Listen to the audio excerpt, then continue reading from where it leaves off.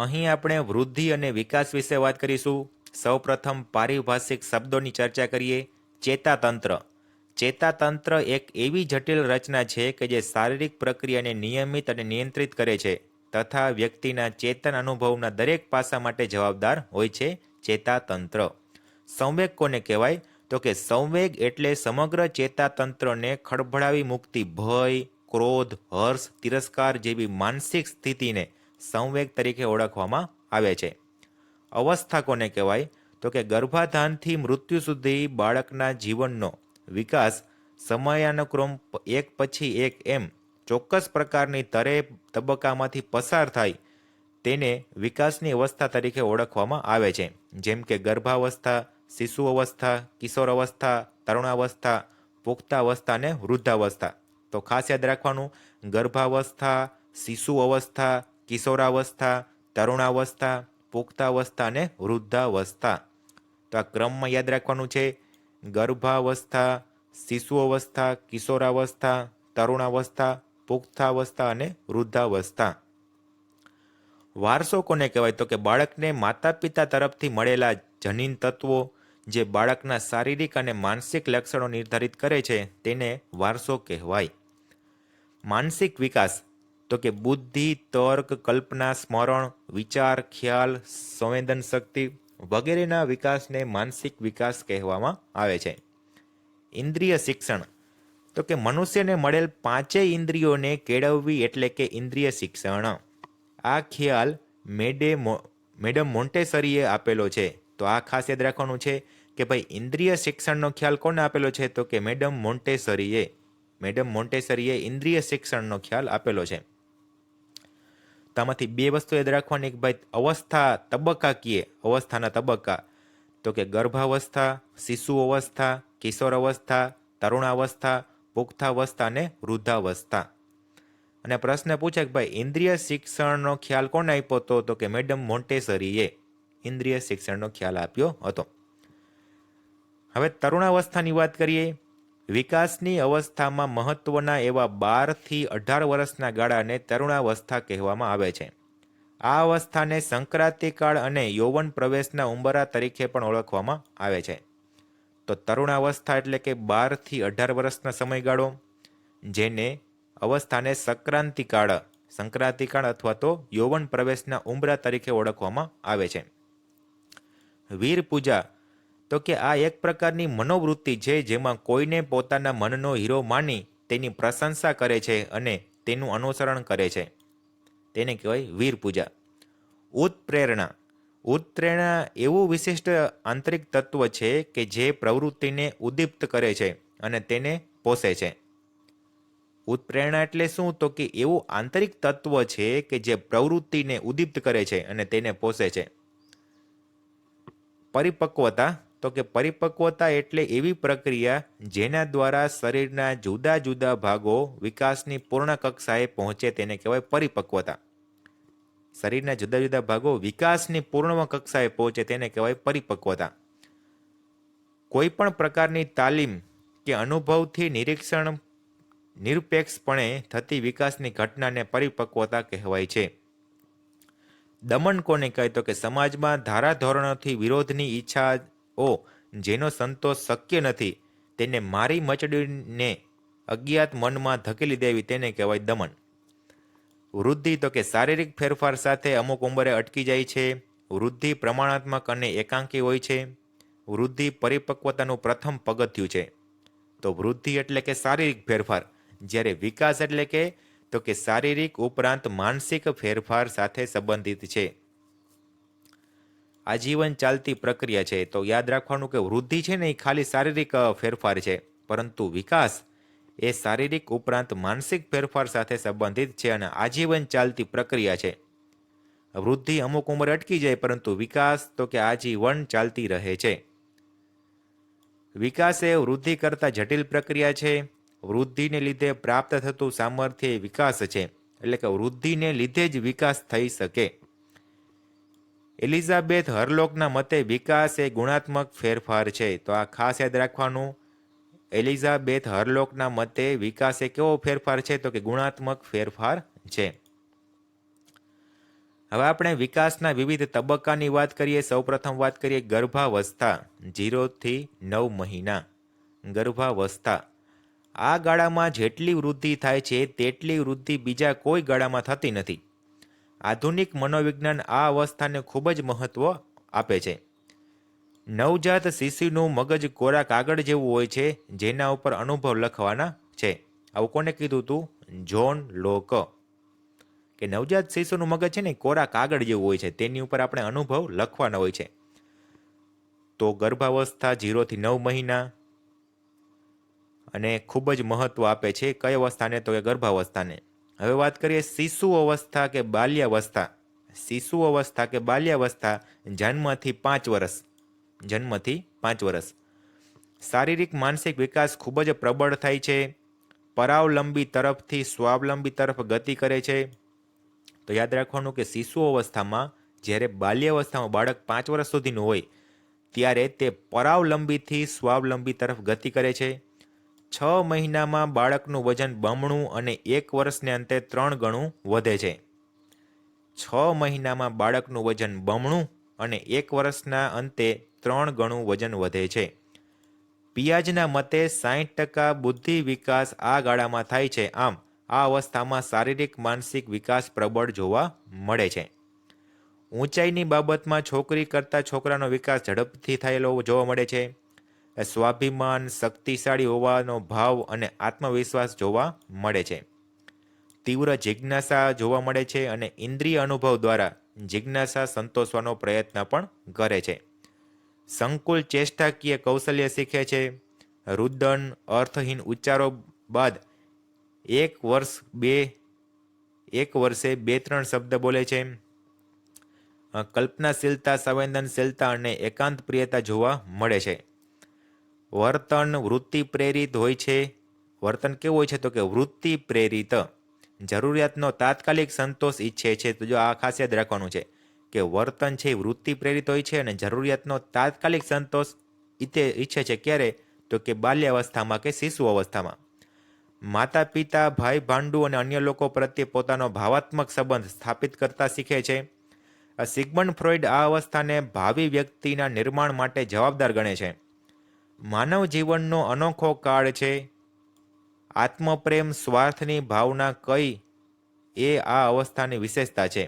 તો આમ માનવને જે કાંઈ બનવું હોય તે 5 વર્ષમાં બની જાય છે, તેવું સિગ્મન્ડ ફ્રોઈડે કહે છે. તો ખાસ યાદ રાખવાનું, માનવને જે કાંઈ બનવું હોય તે 5 વર્ષમાં બની જાય છે, તેવું તોને કીધું હતું? તો કે સિગ્મન્ડ ફ્રોઈડે. તો આમ ગર્ભાવસ્થા 0 થી 9 મહિના, શિશુ અવસ્થા જેને બાલ્યાવસ્થા પણ કહેવાય, 0 થી એટલે કે જન્મથી 5 વર્ષ. આગળ વાત કરીએ કિશોરાવસ્થા 6 થી 12 વર્ષ. કિશોરાવસ્થા 6 થી 12 વર્ષ. શારીરિક વિકાસમાં થોડી સ્થિરતા જોવા મળે છે. ચેષ્ટા કૌશલ્યનો સંપૂર્ણ વિકાસ થઈ જાય છે. અક્ષર જ્ઞાન પ્રાપ્ત કરવા સક્ષમ બને છે. સંગ્રહ વૃત્તિને લીધે ઘણી વસ્તુઓનો સંગ્રહ કરતા શીખે છે. તો જો આ ખાસ યાદ રાખવાનું કે સંગ્રહ વૃત્તિ જોવા મળે છે.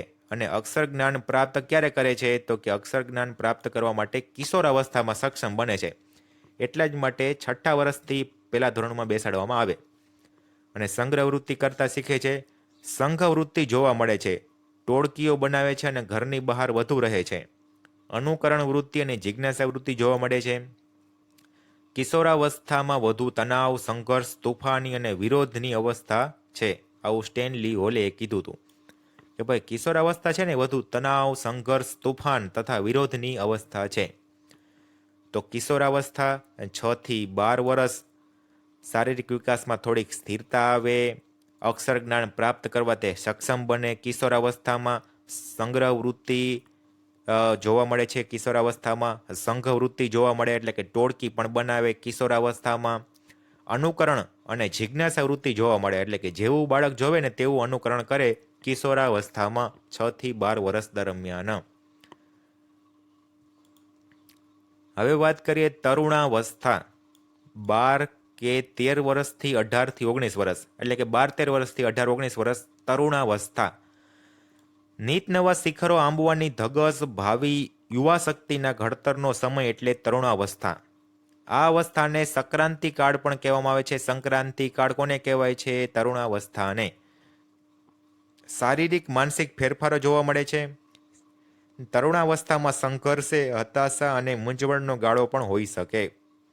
સજાતીય સમવયસ્કોની મિત્રચારિતા સાથે સાથે પ્રબળ વિજાતીય આકર્ષણ પણ જોવા મળે છે. તો જો આ ખાસ યાદ રાખવાનું કે ભાઈ સજાતીય મિત્રચારી તો હોય જ છે, પણ સાથે વિજાતીય આકર્ષણ પણ જોવા મળે છે તરુણાવસ્થામાં.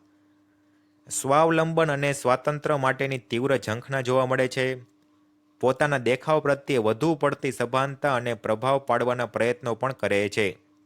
તો યાદ રાખવાનું કે તરુણાવસ્થામાં પોતાના દેખાવ પ્રત્યે વધુ પડતી સભાનતા અને પ્રભાવ પાડવાના પ્રયત્નો પણ કરે છે. વીરપૂજા જોવા મળે છે અને વિવિધ મૂલ્યોનો વિકાસ પણ થાય છે. તો પ્રશ્ન પૂછાય કે ભાઈ વીરપૂજા કયા અવસ્થામાં જોવા મળે છે? તરુણાવસ્થામાં.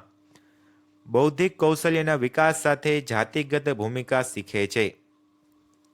કલ્પનાશીલ અને અતિ લાગણીશીલતા આપણને જોવા મળે છે. તો કે કલ્પનાશીલ એટલે કે કલ્પના કરે છે અને અતિ લાગણીશીલતા આપણને તરુણાવસ્થામાં જોવા મળે છે.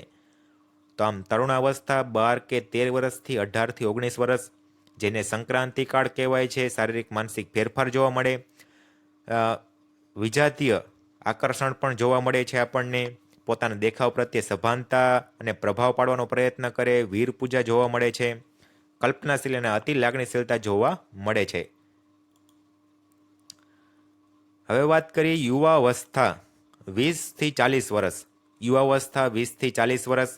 શારીરિક બૌદ્ધિક પરિપક્વતા જોવા મળે છે. વ્યવસાય અને લગ્ન બાદ કૌટુંબિક જવાબદારી સાથે સામાજિકતાપણું વધે છે યુવાવસ્થામાં. પ્રૌઢાવસ્થા 40 થી 60 વર્ષ.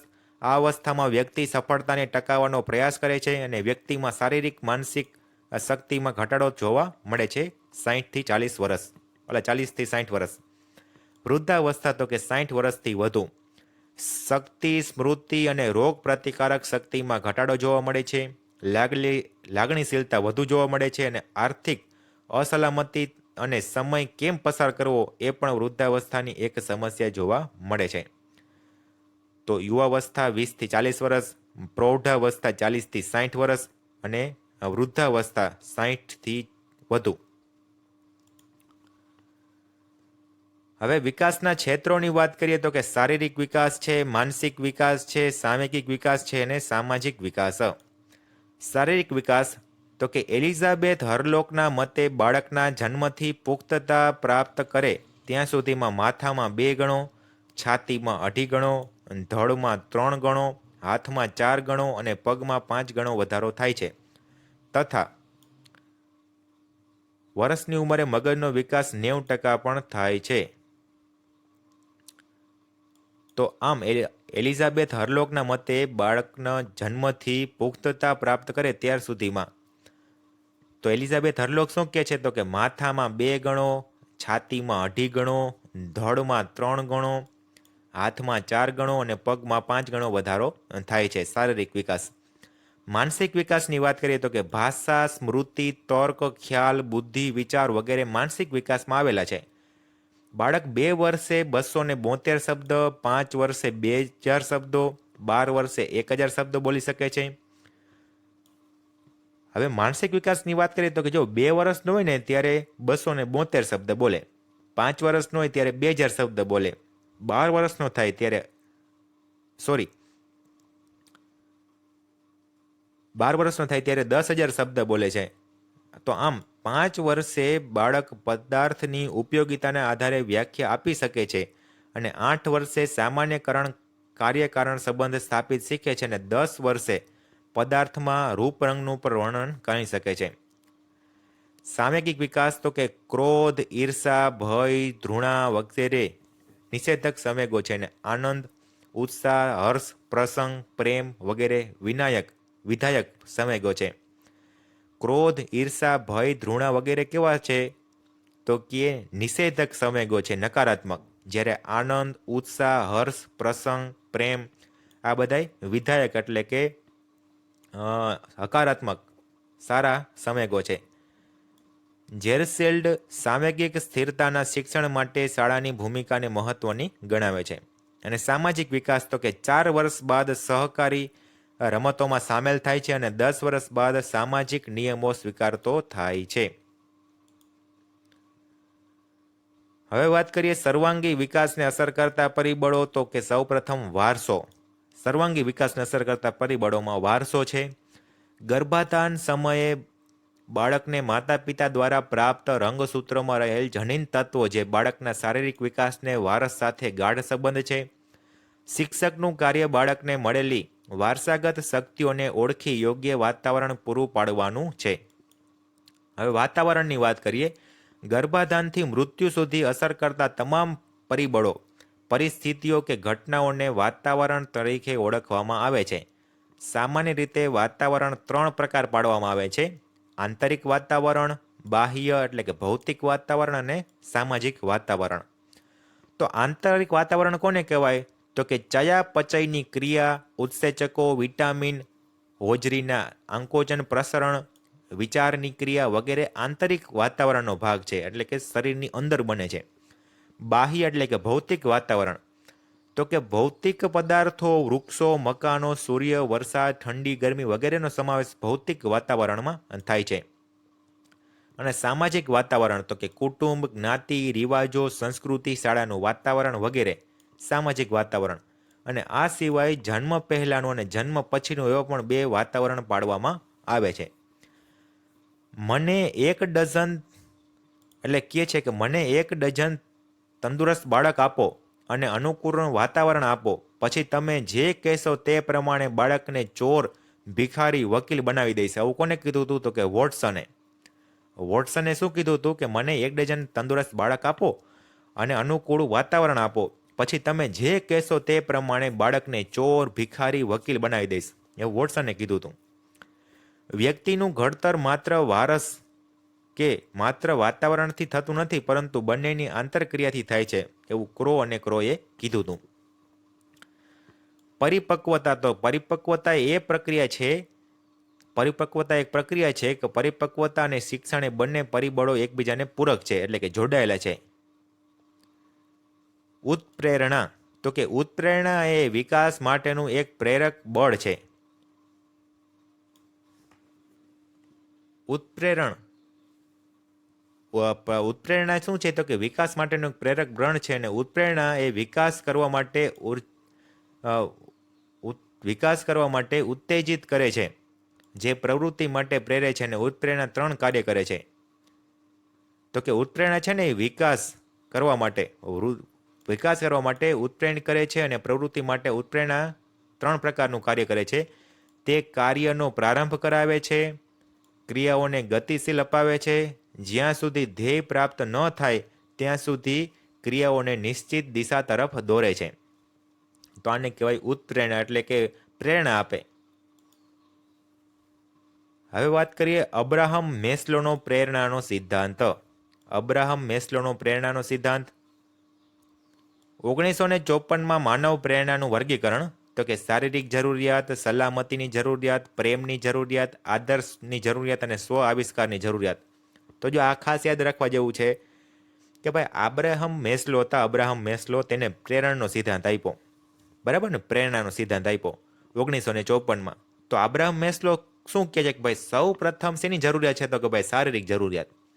સૌ પ્રથમ શારીરિક જરૂરિયાત છે, પછી સલામતીની, પછી પ્રેમની, પછી આદર ભાવની અને પછી છે સ્વ આવિષ્કારની જરૂરિયાત. તો આમ શારીરિક જરૂરિયાત, સલામતીની જરૂરિયાત, પ્રેમની જરૂરિયાત, આદરની જરૂરિયાત અને સ્વ આવિષ્કારની જરૂરિયાત. અજ્ઞાત પ્રેરણા. તો કે અચેતન મનમાં રહેલી પ્રેરણાઓને અજ્ઞાત પ્રેરણા કહેવાય. અચેતન મનમાં રહેલી પ્રેરણાને અજ્ઞાત પ્રેરણા કહેવાય. સંમોહન, સ્વપ્ન, વિકૃતિ, ભીતિ, અજ્ઞાત મનોવલણો, અનિવાર્ય મનોદબાણ છે, આને કહેવાય અજ્ઞાત પ્રેરણા. સિગમન્ડ ફ્રોઈડના મતે માનવ મનના 3 સ્તરો છે: ચેતન, અર્ધચેતન અને અચેતન. તો પરીક્ષામાં પ્રશ્ન પૂછે કે ભાઈ ચેતન, અચેતન અને અર્ધચેતન આવા 3 સ્તરો કોને પાડ્યા છે? તો કે સિગમન્ડ ફ્રોઈડે. કોને? સિગમન્ડ ફ્રોઈડે. ફ્રોઈડના મનોજાતીય વિકાસનો સિદ્ધાંતની વાત કરીએ તો કે સિગમન્ડ ફ્રોઈડે છે ને પ્રથમ 5 વર્ષના વિકાસ માટે અગત્ય ગણાવે છે. એક તો છે મુખ અવસ્થા જન્મથી 2 વર્ષ, મુખ અવસ્થા જન્મથી 2 વર્ષ, ગુદા અવસ્થા 2 થી 3 વર્ષ, લિંગ અવસ્થા 3 થી 5 વર્ષ, સુષુપ્ત અવસ્થા 6 થી 12 વર્ષ, સજાતીય અવસ્થા 12 થી 14 વર્ષ અને વિજાતીય અવસ્થા 14 થી 18 વર્ષ. તો આમ સિગમન્ડ ફ્રોઈડ છે તેમના વિકાસના કયા કયા સિદ્ધાંતો આપ્યા? તો કે મુખ અવસ્થા જન્મથી 2 વર્ષ, ગુદા અવસ્થા 2 થી 3 વર્ષ, લિંગ અવસ્થા 3 થી 5 વર્ષ, સુષુપ્ત અવસ્થા 6 થી 12 વર્ષ, સજાતીય અવસ્થા 12 થી 14 વર્ષ અને વિજાતીય અવસ્થા 14 થી 18 વર્ષ. ખાસ યાદ રાખવાનું છે એબ્રાહમ મેસ્લોનું ભાઈ શારીરિક જરૂરિયાત, સલામતીની જરૂરિયાત, પ્રેમની જરૂરિયાત, આદરની જરૂરિયાત અને સ્વ આવિષ્કારની જરૂરિયાત. આબ્રાહમ મેસ્લો.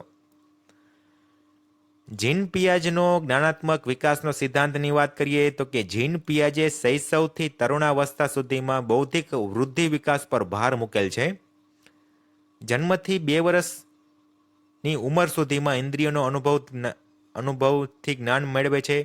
એટલે કે જીન પિયાજે શું કીધું તો કે જન્મથી 2 વર્ષની ઉંમર સુધીમાં ઇન્દ્રિયોથી અનુભવ મેળવે, જ્ઞાન મેળવે. 2 થી 7 વર્ષ સુધીમાં બાળક ભૌતિક જગતમાં જ્ઞાન આત્મકેન્દ્રી રીતે જુએ છે અને વિચારે છે. 7 થી 12 વર્ષની ઉંમર સુધીમાં બાળકને વાસ્તવિકતાનું ભાન આવે છે અને 12 થી 15 વર્ષના ગાળામાં અમુક ખ્યાલો, સિદ્ધાંતો, તર્ક સંબંધી વગેરે સમજી શકે છે. આવું જીન પિયાજે કીધું હતું. તો આમ આજનો ભાગ પૂર્ણ કરીએ છીએ. અસ્તુ.